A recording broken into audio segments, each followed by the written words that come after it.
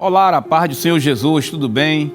Você que está acompanhando a programação da Rede Brasil de Comunicação, seja muito bem-vindo a mais um programa Teologia Viva. Nesta oportunidade, nós estamos estudando sobre a teologia, a doutrina de Deus.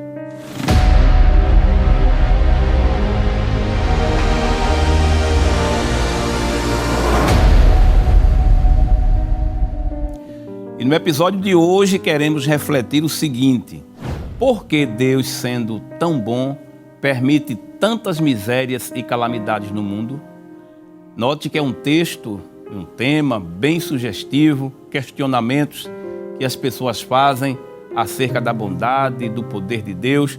Nós vamos refletir sobre esse bonito tema e, para tanto, nós queremos ler 2 versículos da Palavra de Deus, no livro do Gênesis, capítulo 6, versículos 13 e 17, que diz: Então disse Deus a Noé: o fim de toda a carne é vindo perante a minha face, porque a terra está cheia de violência, e eis que os desfarei com a terra, porque eis que eu trago um dilúvio de águas sobre a terra, para desfazer toda a carne em que há espírito de vida debaixo dos céus. Tudo o que há na terra expirará. Como dito, Gênesis capítulo 6, versículos 13 a 17.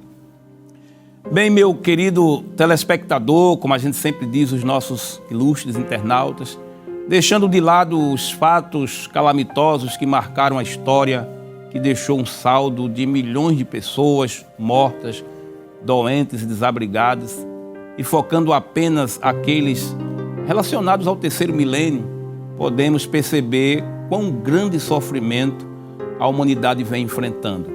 Eu digo os do terceiro milênio, né, de 2000 para cá, podemos assim dizer, porque desde a criação vem surgindo muitas calamidades, algumas registradas pela Bíblia Sagrada, a exemplo do dilúvio, do texto que a gente leu, que a gente tomou como base esse texto para fundamentar o que seria a grande catástrofe, a grande calamidade.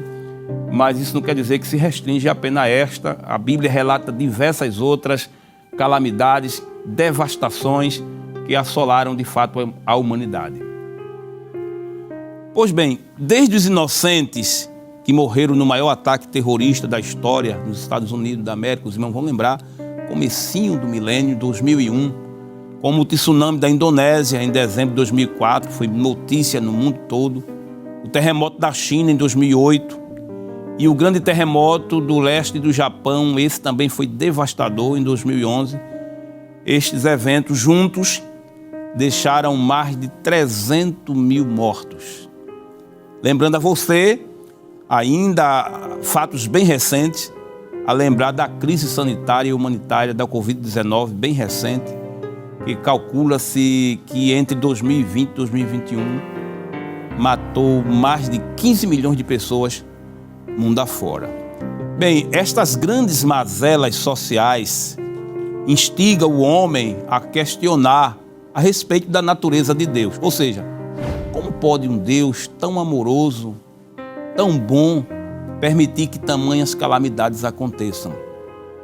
Por que ele não age para evitar tantos males?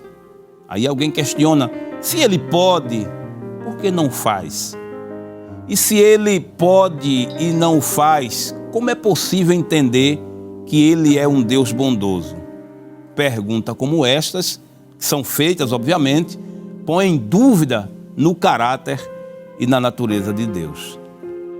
Pois bem, nós queremos convidar os nossos caros telespectadores, os nossos irmãos internautas, a analisarmos juntos as calamidades do mundo sobre 4 perspectivas. Primeiro, vamos observar o tema com foco sobre as leis naturais e cosmológicas estabelecidas pelo Criador. Todos sabem que, ao criar o universo, Deus estabeleceu princípios pelos quais o cosmos é regido.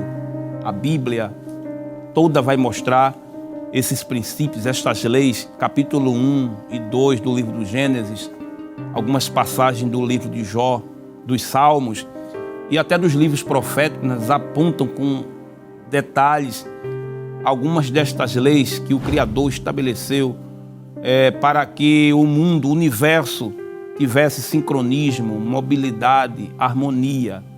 Porém, a imprudência humana, desde a queda, vem castigando o cosmos, agredindo a natureza, causando um desequilíbrio ambiental generalizado. Não é assunto novo. A gente tem sempre escutado falar sobre estas questões cósmicas, esse desequilíbrio, desarmonia, cataclismas que vêm ocorrendo, agredindo, né, a humanidade, trazendo determinados problemas de ordem social, de ordem de saúde pública, podemos assim dizer.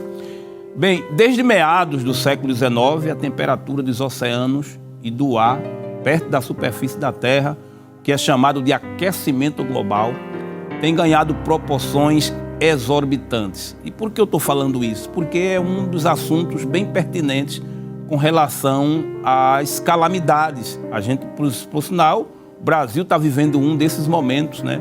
Esse ano o Brasil repetiu o que aconteceu em 2005, salvo engano, e teve a maior temperatura da história do Brasil. Então agora em 2023 estamos vivendo essa realidade, chegou aí passando dos 44 graus a temperatura. Então é exemplo desses acontecimentos que a gente está falando de aquecimentos globais e que tem muito a ver com as perguntas que os céticos fazem com relação às calamidades. Como todos sabem, essas calamidades climáticas em proporções assustadoras, como enchentes, maremotos, terremotos e outras desordens da natureza, devem-se sim à agressão que o homem tem causado ao meio ambiente. Logo, a culpa não é de Deus, mas do próprio homem, através da exploração irresponsável dos bens naturais, o homem tem sido causador de muitas calamidades. Então, ressalvando essa primeira nossa fala, a gente entende que Deus criou leis para que o universo fosse regido. Essas leis são tão bem traçadas para que a Terra gire. Nós temos aí o sistema solar, as chuvas, tudo que diga respeito ao ecossistema, a essa ordem cósmica, parte de um princípio divino, de uma lei divina, para que todo o universo viva em harmonia.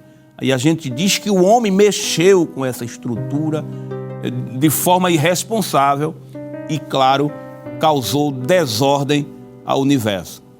A gente acrescenta que Deus estabeleceu leis boas e justas para manter o universo em harmonia. O homem as alterou. E assim, seus semelhantes colhem os resultados, a exemplo dos cataclismas causados pelas mudanças climáticas, são resultados, sem sombra de dúvida, dessa alteração, dessas mudanças climáticas em consequência da maldade ou de atos irresponsáveis do próprio homem. O que a gente está mostrando em primeiro momento, porque responder às perguntas céticas que fazem a respeito da natureza de Deus, Deus sendo tão bom, porque permite que aconteça, muitas vezes as pessoas nem usam a questão de que Deus permite, é como se Deus fosse o causador. É óbvio, caro telespectador, que Deus, Ele tem o controle de tudo. Ele é o Senhor da história. Deus é o Criador. Nada ameaça seu poder, sua grandeza. Mas Ele não é um ser arbitrário em que as coisas acontecem como se Ele fosse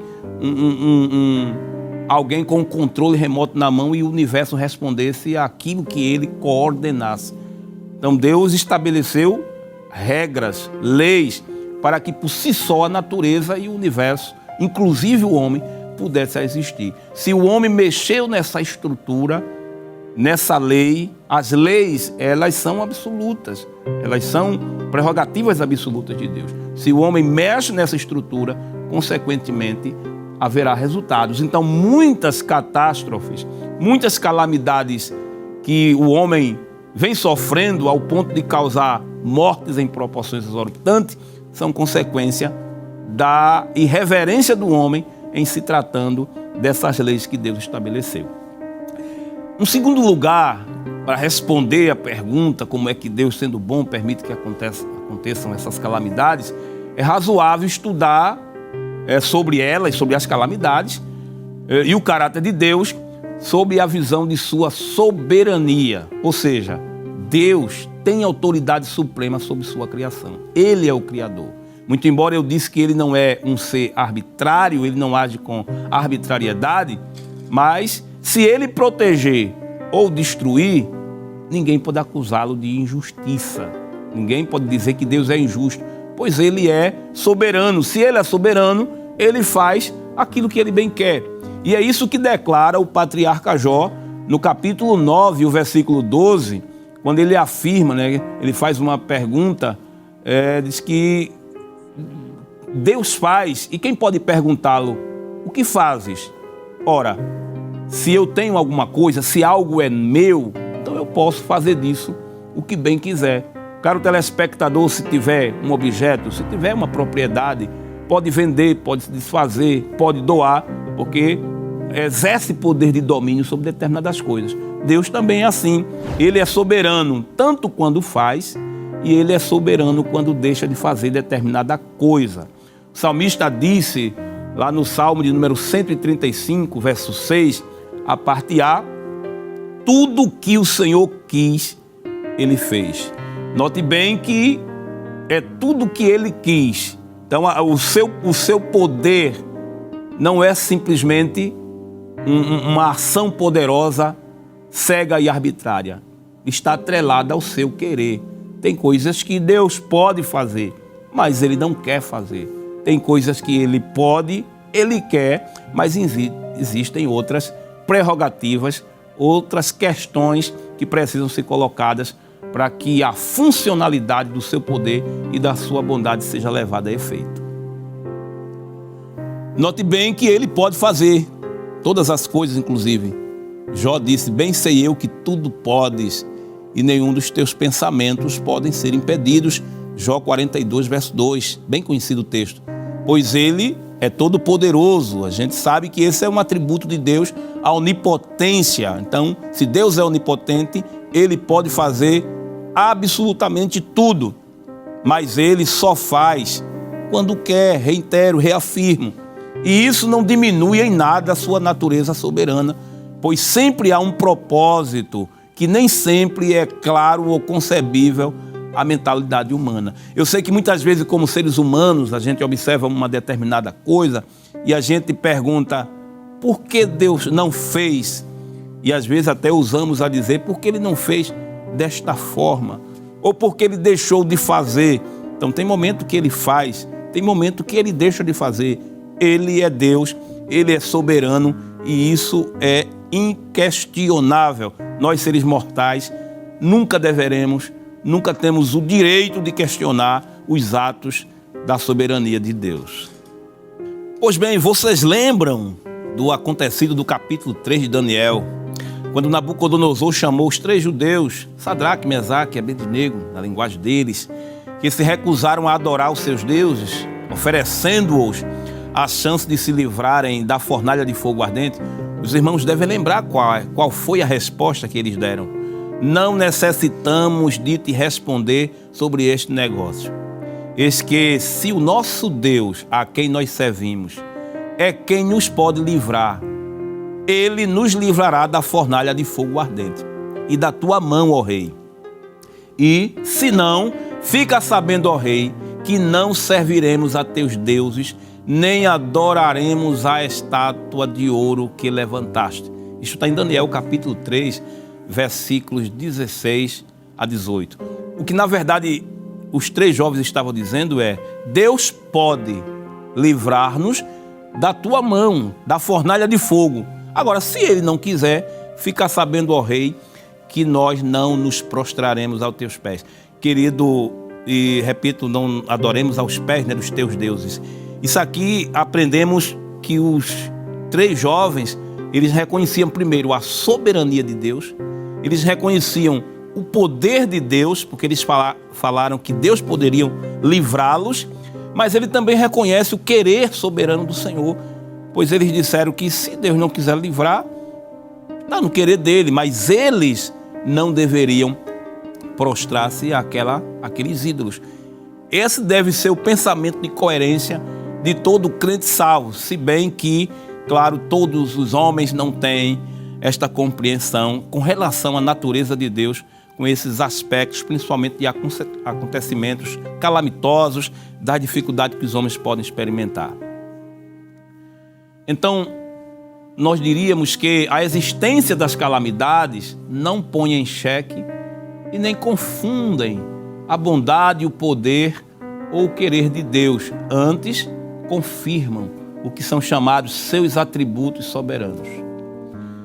Mas aí tem uma terceira observação. Então, em terceiro lugar, é importante dizer que algumas calamidades, ou esses fatos maus que acontecem no mundo, são instrumento do castigo divino à rebeldia do homem.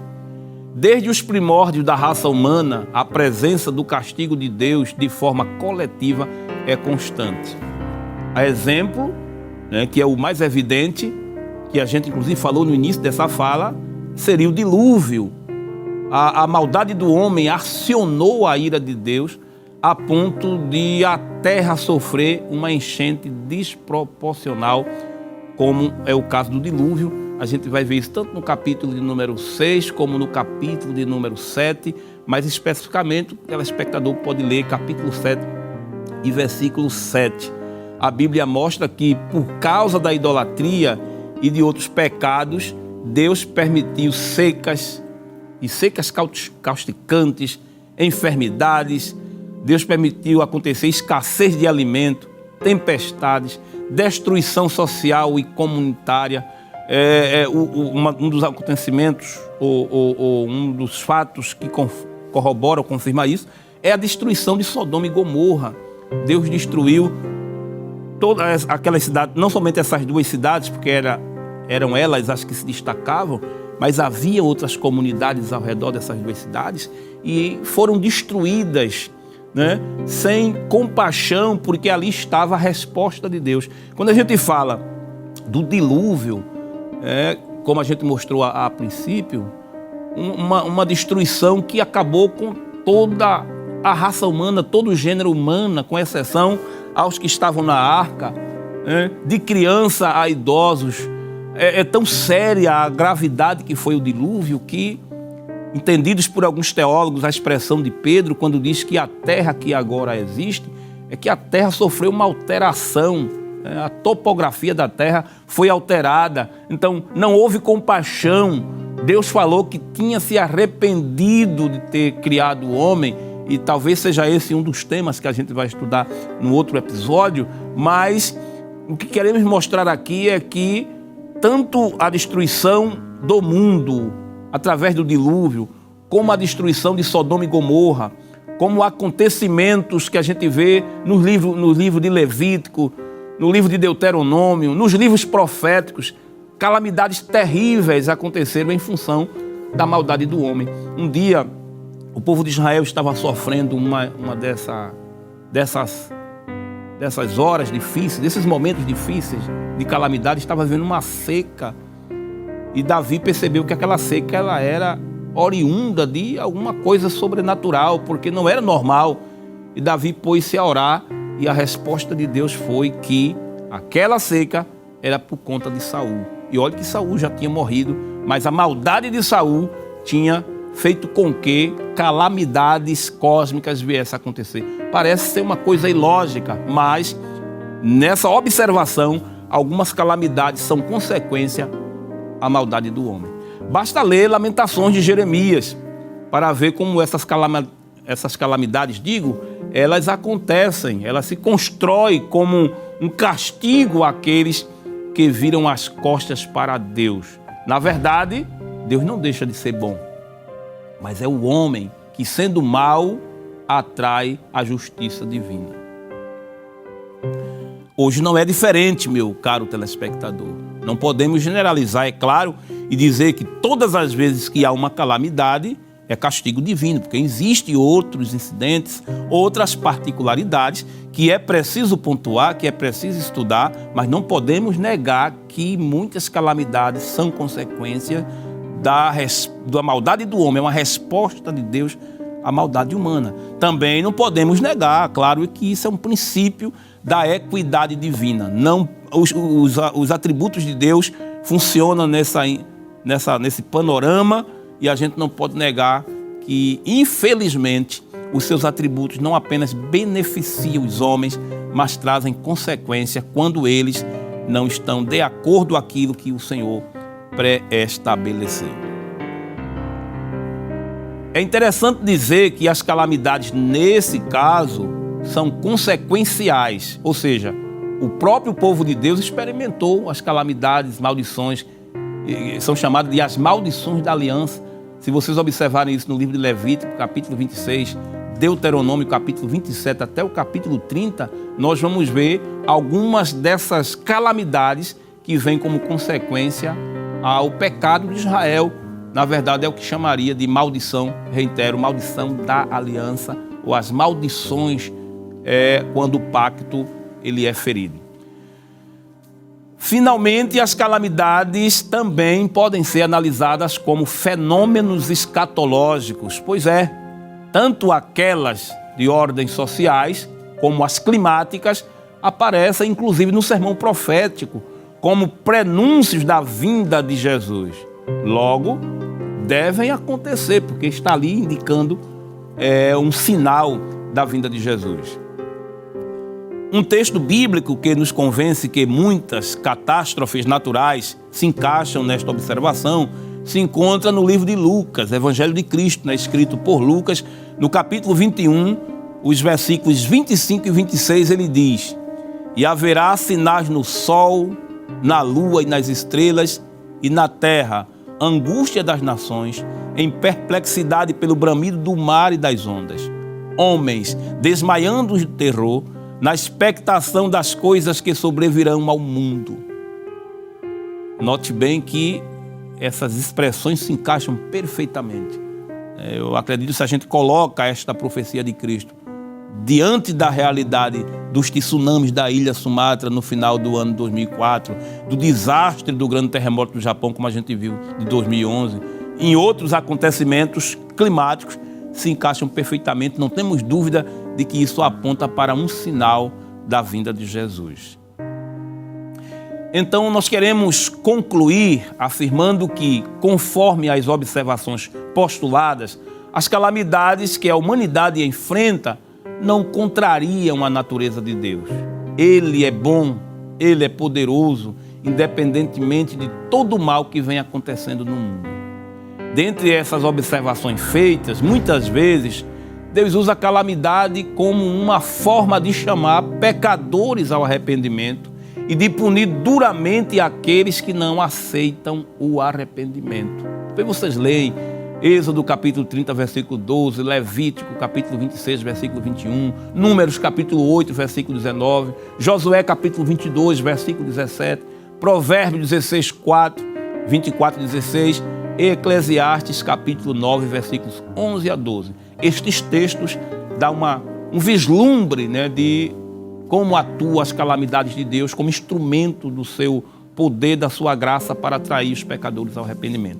Bem, nós esperamos que os diretos telespectadores possam ter compreendido estes assuntos, que eu diria que é bem delicado, referente aos traços da natureza de Deus, estudando a sua bondade, estudando o seu amor, o seu poder, o sincronismo desses atributos numa perspectiva das calamidades. Eu penso que tenha sido interessante nós observarmos no santo nome de Jesus. Convido você a orar conosco, concluindo este momento de reflexão no santo nome de Jesus.